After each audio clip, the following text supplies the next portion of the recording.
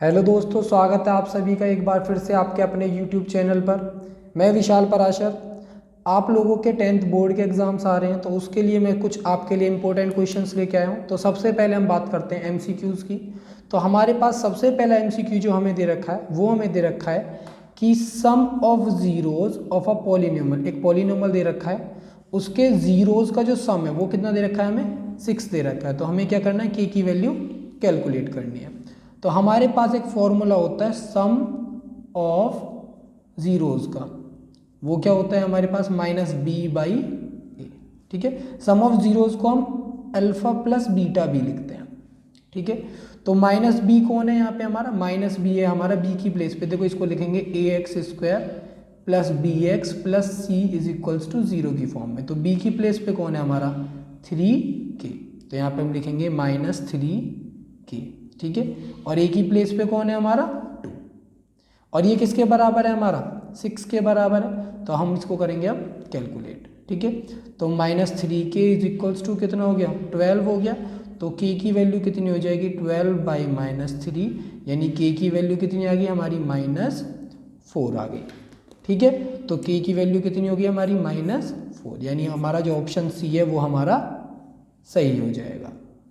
Next question लेते हैं। तो नेक्स्ट क्वेश्चन में हमें बोला है कि roots of a quadratic equation, ये हमारे पास एक क्वाड्रेटिक इक्वेशन दे रखी है, उसने बोला इसके रूट्स हमारे क्या क्या होंगे। तो रूट्स कैलकुलेट करने के लिए क्या करते हैं, इसको 0 के बराबर पुट करेंगे। तो 3x - 5 इज इक्वल्स टू 0। तो -5 दूसरी साइड जाके +5 हो जाएगा। तो यहाँ से x की वैल्यू कितनी हो जाएगी 5/3 हो जाएगी। ठीक है, ठीक। दूसरी बारी कैलकुलेट करेंगे ऐसे, x + 3 को 0 के बराबर लिखेंगे। तो यहाँ से x की वैल्यू कितनी हो जाएगी हमारी -3। तो एक रूट कितना हो गया हमारा -3 और दूसरा कितना हो गया हमारा 5/3। तो -3 और 5/3 कौन सा है हमारा ए वाला ऑप्शन है, तो इसमें हमारा ए वाला ऑप्शन सही हो जाएगा। थर्ड क्वेश्चन में हमें दे रखा है कि 51 से लेके 100 तक जितने भी हमारे नंबर होंगे उनका सम कितना होगा।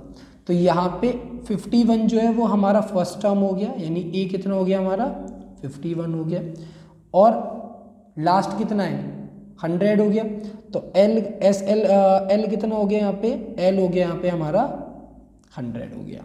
ठीक है, हमें क्या निकालना है सम ऑफ n टर्म्स। तो n टर्म्स कितने हो गए 51 से 100 तक कितने टर्म्स हो जाएंगे हमारे 50 टर्म्स हो जाएंगे।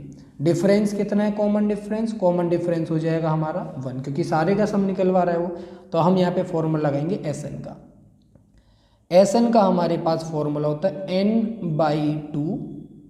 ठीक है, 2a plus n-1 into d। ठीक है, पुट करो n कितना है 50 है, 50/2, 2a यानी 2 × 51 प्लस n-1, n कितना है 50, 50 - 1 कितना हो गया 49 हो गया, और d कितना है हमारे यहाँ पे 1 है।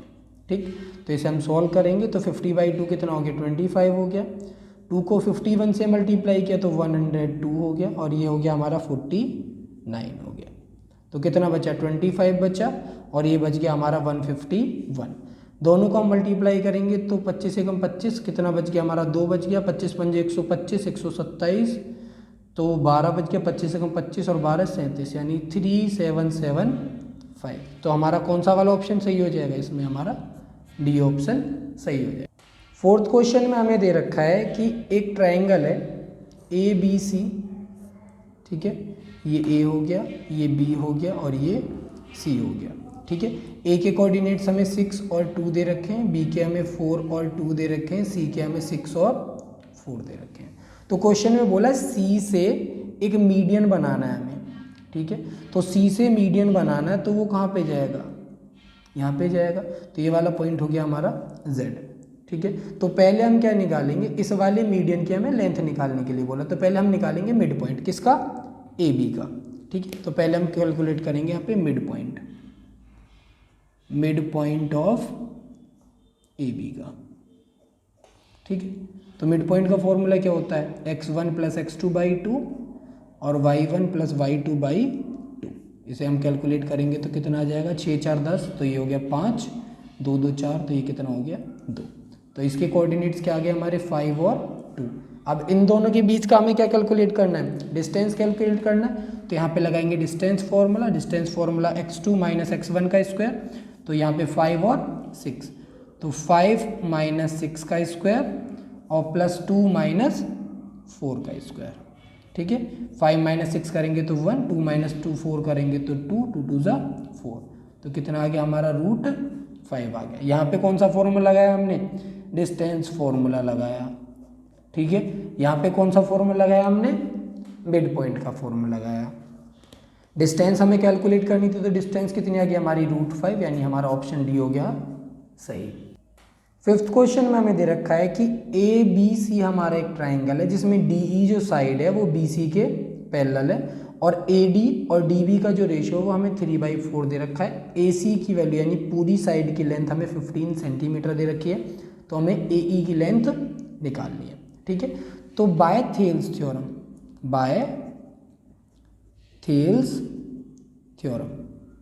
ठीक है, थेल्स थ्योरम हमारी कहती है कि जब हमारी ये वाली साइड पैरेलल होती है तो इन वाली जो साइड का रेशियो होता है वो हमारा बराबर हो जाता है, तो AE अपॉन में EC के हो गया।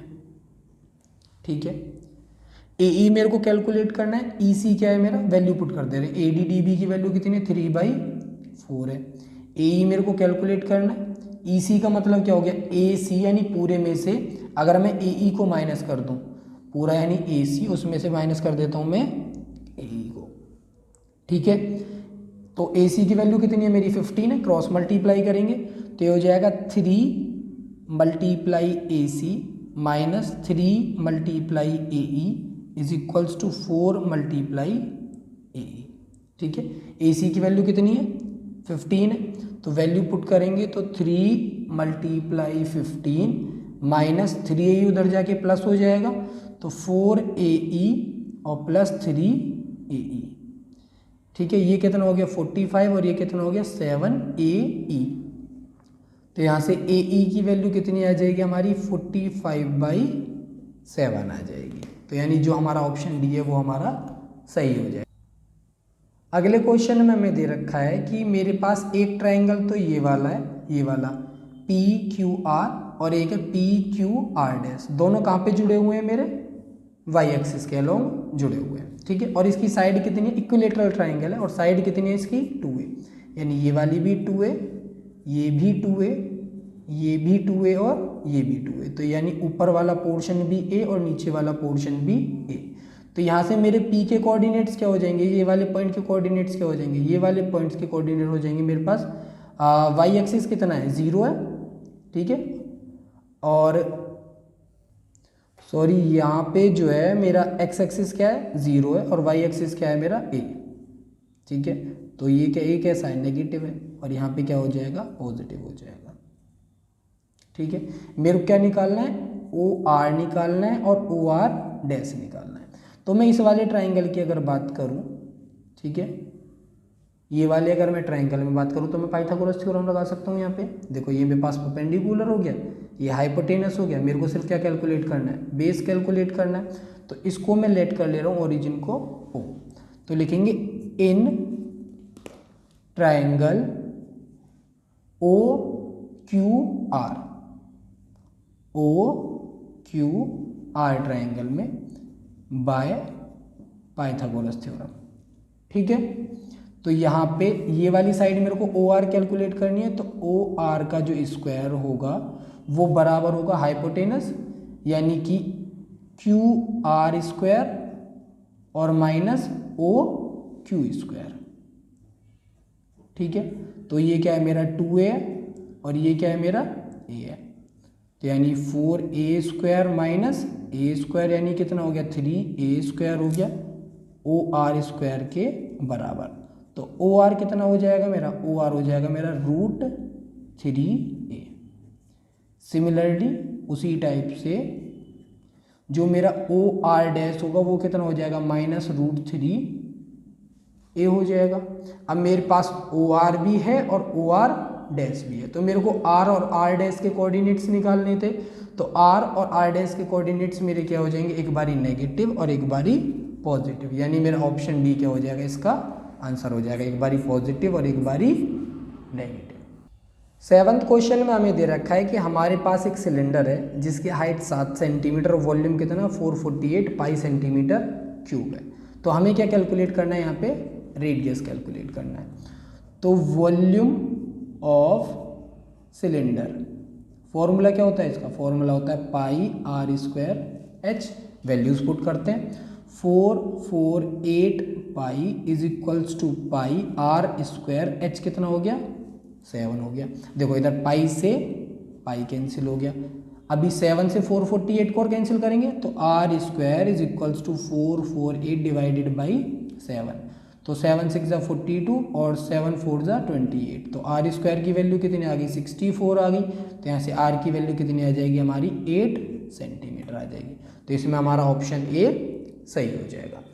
अभी हमें 8th क्वेश्चन में दे रखा है कि हमारे पास बोला है उन्होंने कि बाइसेक्टर ऑफ एन एंगल, एक एंगल का बाइसेक्टर यानी एंगल को 2 बराबर पार्ट्स में डिवाइड करा, ठीक है, और वो सामने वाली साइड को 2 बराबर पार्ट्स में डिवाइड कर दे रहा है।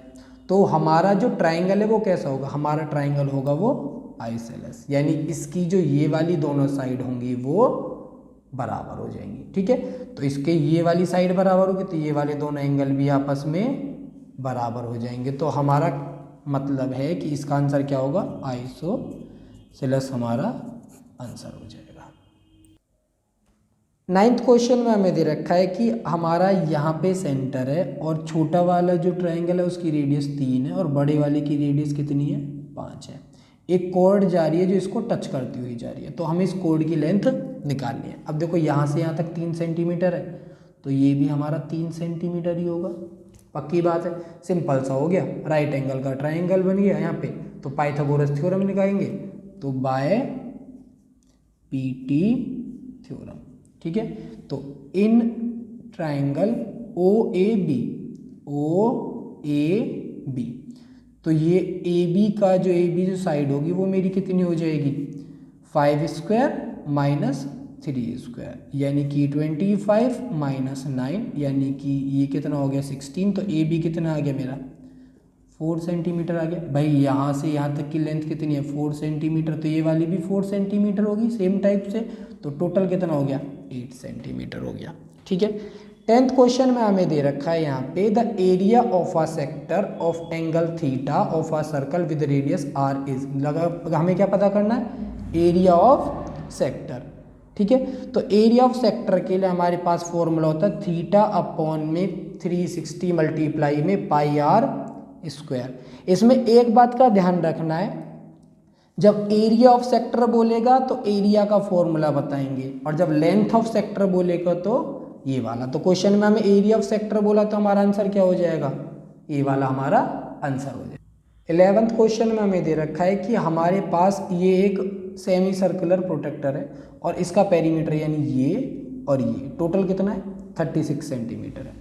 तो पेरीमीटर का फॉर्मूला क्या लगेगा इसमें हमारा पेरीमीटर का फॉर्मूला लगेगा पहले तो 2r, ठीक है भाई। देखो यहाँ से यहाँ तक 2r नपेगा ना, एक रेडियस है और प्लस में ये वाला पोर्शन, या क्योंकि सेमी सर्कल है तो क्या हो जाएगा पाई आर, और पूरा होता तो 2 पाई आर होता।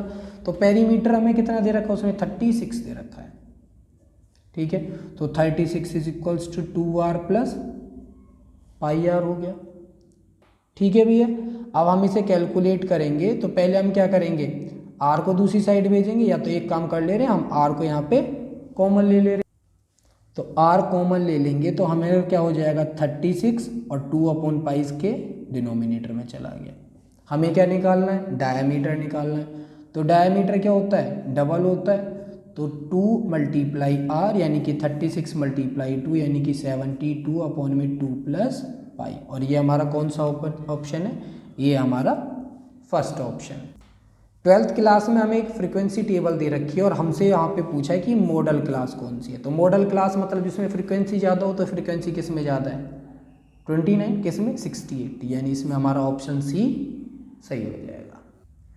13th क्वेश्चन में हमें बोल रखा है कि किसी काम के होने की जो प्रोबेबिलिटी है वो 0.005 है, तो उसने पूछा है ना होने की प्रोबेबिलिटी क्या होगी। तो प्रोबेबिलिटी ऑफ नॉट ई, ठीक है, वो क्या हो जाएगा 1 माइनस प्रोबेबिलिटी ऑफ ई, ठीक, तो यानी 1 माइनस 0.005, तो माइनस करके कितना आ जाएगा हमारा 0.995, यानी कि हमारा ऑप्शन सी यहाँ पे सही हो जाएगा। 14th क्वेश्चन में हमें दे रखा है कि ये हमारे पास एक टेबल है और उसमें अपर लिमिट निकालनी है मीडियन क्लास की, लेकिन हमारे साथ यहाँ पे दिक्कत है। दिक्कत क्या है, देखो यहाँ पे 0 से 5 है, यहाँ पे 6 से 11 है, ठीक है। तो पहले यहाँ पे जो हमें दे रखा है वो ऐसी फॉर्म में दे रखा है, तो हम इसको चेंज करेंगे। चेंज करने के लिए क्या करते हैं, पहले वाले से माइनस और सेकंड वाले में प्लस, तो ये हो गया मेरा माइनस 0.5 से 5.5 तक। सेम टाइप से ये वाला 5.5 से हो जाएगा 11.5 तक, ये वाला हो जाएगा 11.5 से 17.5 तक, ये वाला 17.5 से 23.5 तक, ये वाला हो जाएगा मेरा 23.5 से 29.5 तक। अभी देखो ये सेम हो गया ना यहाँ पे, अभी जब सेम हो गया तो हमारे लिए कैलकुलेट करना इजी हो गया। उसके बाद हम निकालेंगे सी एफ। क्या निकालेंगे, सी एफ, क्यूमुलेटिव फ्रीक्वेंसी। उसके लिए हम क्या करते हैं, फर्स्ट वाला वैसे ही लिखते हैं, नेक्स्ट वाला प्लस करते हैं तो 23, फिर प्लस करेंगे तो 38, फिर प्लस करेंगे तो ये हो जाएगा हमारा 46 और फिर से प्लस करेंगे तो 57। तो n की वैल्यू कितनी आ गई यहाँ पे हमारी 57 आ गई। मीडियन निकालना है तो n/2 यानी कि 57/2। तो 57/2 कितना हो गया 28.5। 28.5 कहाँ पे हमारा 38 से छोटा है तो कौन सी टेबल में, 11.5 वाली में। तो बड़ा टर्म कौन है यहाँ पे 17.5। अपर लिमिट बोला था ना, तो अपर लिमिट कौन सी हो जाएगी हमारी 17.5, यानी ऑप्शन ए यहाँ पे हमारा सही हो जाएगा। 15th क्वेश्चन में हमें दे रखा है कि हमारे पास एक अनबायस्ड डाई है। अनबायस्ड डाई का मतलब होता है एक ऐसी डाई जिससे कोई छेड़खानी ना करी गई हो, ठीक है। उस पर हमें इवन प्राइम नंबर चाहिए। भाई इवन प्राइम नंबर क्या होता है, इवन प्राइम नंबर हमारे पास सिर्फ एक अकेला नंबर होता है। क्या कहते हैं उसे, उसे हम कहते हैं 2। तो 2 आने की प्रोबेबिलिटी क्या होगी, 2 आने की प्रोबेबिलिटी हो जाएगी हमारी 1/6। सवाल हमारा हो गया। अगले क्वेश्चन में हमें दे रखा है कि साइन बी की वैल्यू हमारी 0.5, तो हमें 3 cos b minus 4 cos cube की बी की वैल्यू कैलकुलेट करनी। देखो साइन बी की वैल्यू कितनी है 0.5 यानी 1/2, ठीक। साइन बी 1/2 कहाँ पे होता है, साइन 30 डिग्री पे होता है, ठीक है।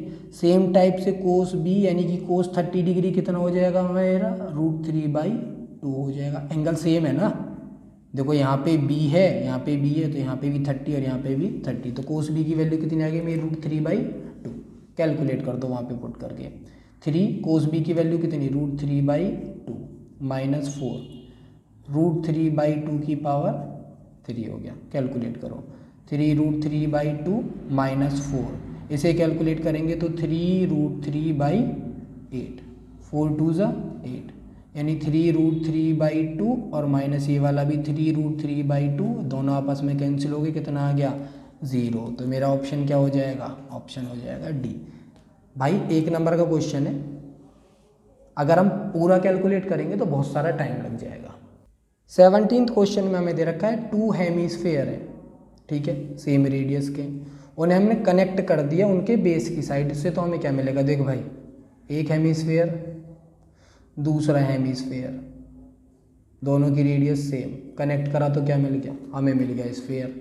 हो गया सवाल, और कुछ करना नहीं, आंसर हो गया स्फेयर। सवाल को पढ़ना है और बस कर देना है, कुछ नहीं है। 18th क्वेश्चन में हमें दे रखा है कि कोसेक स्क्वायर 30 साइन स्क्वायर 45 और सेक स्क्वायर 60 की हमें वैल्यू कैलकुलेट करनी है। तो वैल्यू कैलकुलेट करने के लिए सबसे ज़रूरी चीज़ है कि हमें सबकी वैल्यू पता होनी चाहिए। तो कोसेक 30 की वैल्यू होती है हमारी 2, तो 2 का स्क्वायर। साइन 45 की वैल्यू होती है 1/√2, तो उसका भी स्क्वायर।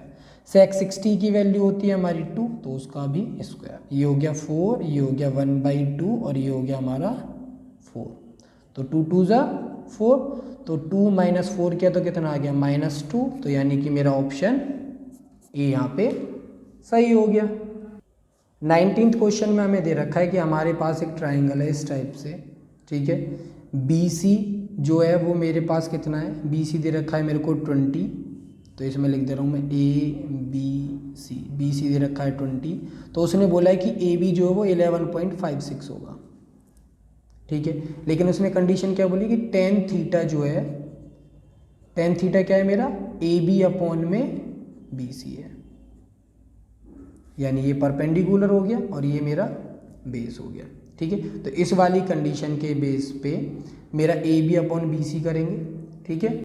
तो यहाँ पे हम थोड़ा सा दिमाग लगाएंगे और हमने एंगल ले लिया 30, ठीक है, 10-30। ए बी कितना है पता नहीं है हमें, बी सी कितना है हमारा 20 है, वैल्यू पुट करो। 10-30 की वैल्यू कितनी होती है 1/√3 is equals to A B by 20, cross multiply करेंगे तो ए बी बराबर हो जाएगा 20/√3। √3 की वैल्यू कितनी होती है 1.73 होती है, और जब 1.73 से इसको डिवाइड करेंगे तो 11.56 सेंटीमीटर आ जाएगा। सॉरी मीटर है क्वेश्चन में, तो हमारा यहाँ पे मीटर आ जाएगा। तो हमारी यहाँ पे पहली वाली स्टेटमेंट जो है वो सही हो जाएगी, क्योंकि जो मेरा एसर्शन है और जो मेरा रीज़न है वो दोनों ही सही है। 20वें क्वेश्चन में उसने मेरे को बोला है कि टोटल सरफेस एरिया एक सिलेंडर का होगा 3872 जब उसकी हाइट होगी 30 सेंटीमीटर और बेस होगा 40 सेंटीमीटर, ठीक है। तो यहाँ पे रेडियस मेरे को 14 सेंटीमीटर दे रखी है और फॉर्मूला रीजन में दे रखा है 2πRh और 2πr²। तो मैं फॉर्मूले में वैल्यूज पुट करके चेक करूँगा, तो मैं निकालूंगा क्या यहाँ पे टोटल सरफेस एरिया, ठीक है। पुट करो 2πr, ठीक है, और h plus R, values put करो। 2 पाई की वैल्यू 22/7, रेडियस की वैल्यू 14, h की वैल्यू 30 और रेडियस की वैल्यू 14। देखो 7 2 14 हो गया, और ये 2 मल्टीप्लाई 22 और मल्टीप्लाई 2 और ये हो गया मेरा 44। मल्टीप्लाई किया तो ये कितना हो गया मेरा 88 हो गया, और मल्टीप्लाई 44, मल्टीप्लाई करेंगे 88 को 44 से, 4 8 32, 3 4 8 32 और 3 35, ये भी मेरा 352 हो जाएगा, प्लस 783, 3872 आ गया, यानी कि मेरा ऑप्शन ए यहाँ पे भी सही हो जाएगा। तो इस टाइप से जो हमारे MCQs हैं, इस टाइप से हमारे MCQs आएंगे और उसकी हम करेंगे प्रैक्टिस। बाकी आपके चैनल पे आपके चैप्टर्स मैंने अपलोड कर रखे हैं, कोई किसी को डाउट आता तो मेरे को कमेंट कर सकता है।